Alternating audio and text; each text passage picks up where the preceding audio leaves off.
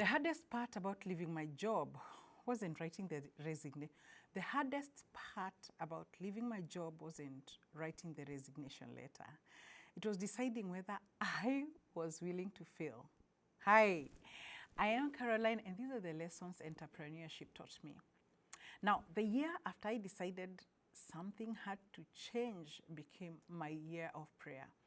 I wasn't asking God for a business idea. I had it. I wasn't asking him to make me rich. I was asking him just one question. What kind of mother do you want me to be? And the answer terrified me. At that time, I was a senior manager in one of the leading horticultural companies, not just in Kenya, but in Africa. I was learning every day. I was growing career-wise. I was traveling internationally. I had built an incredible professional network, and I even served on the board of a certification organization. I was even serving on the board of a certification organization just because of my position. From the outside, I had everything people spend their lives chasing. But at home, I had two little girls who simply wanted their mom. I could see two roads ahead of me.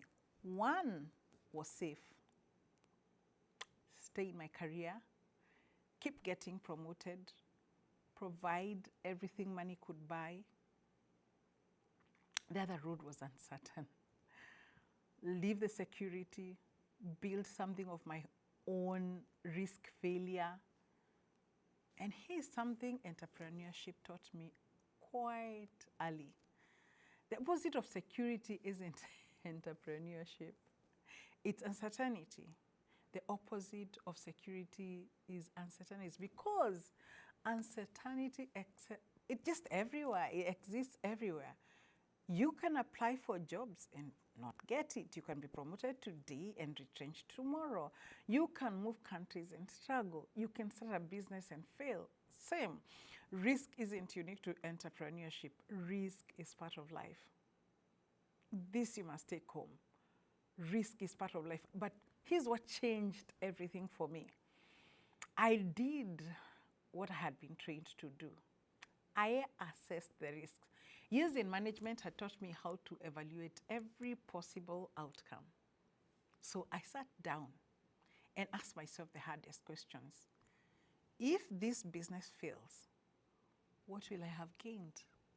And suddenly the answer became clear, that even if I failed financially, I would still have succeeded in one thing. I would have been present while my babies were growing up.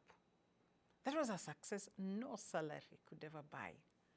Around that time, George and I were preparing for our wedding. Ironically, even the man who had challenged me to become a more present mother wasn't convinced I should resign immediately. So he hesitated because he understood the risks. So we sat down and made a plan that I wouldn't resign first. I'll secure my first consulting contract. And once that happened, I would hand in my resignation. I still remember sitting on top of my dad's Suzuki one evening, dreaming together about that. I still remember sitting on top of a car that one evening, dreaming together about what our future might look like. It felt exciting. It felt impossible. It felt terrifying. And then one day, the phone rang. My first consulting contract came through, and it wasn't a small contract. That one project paid more than half of what I would normally earn in 6 months of a salaried employment. I knew exactly what it meant. The door I had been praying for had been opened. Now there was only one thing left to do, just walk through it. And that's when I learned a lesson number 2. And that's when I learned my first lesson. And that's when I learned a major lesson. Don't leave a job because you're running away from it. Leave only when you're running towards something worth building.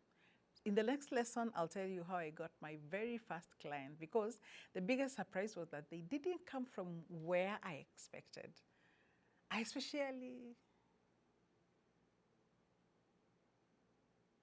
bye for now.